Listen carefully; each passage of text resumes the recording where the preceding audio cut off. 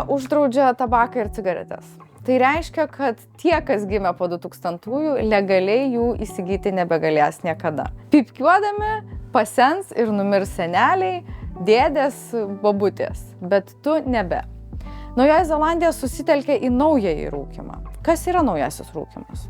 Tai yra įvairiausi naujo pobūdžio įrenginiai. Kaitinamasis tabakas, 6 kartos jau garinimo aparatai, įvairūs vienkartiniai įrenginiai. Tų įrenginių daugėja ir variacijų yra nebesuskaičiuojama galybė.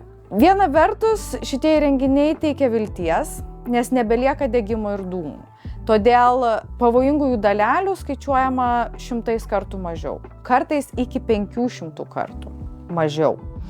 Vadinasi, grėsmės sveikatai galbūt ir mažėja. Vis dėlto, mūsų plaučiai yra pritaikyti šviežiam orui, o ne garams.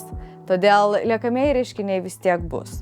Na, o tai, kad sumažėjo neigiamo kvapo, neigiamų poveikių, didina ir pačių rūkančiųjų skaičių arba išbandančiųjų šios naujosius įrenginius skaičių.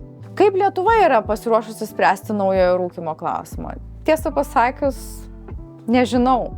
Prieš 20 metų rūkė kas 3 Lietuvos pilietis, šiandien rūko lygiai taip pat kas 3 Lietuvos pilietis. Taigi per tiek laiko nepasiekėme nieko. O iš tikrųjų turėtume veikti strategiškai.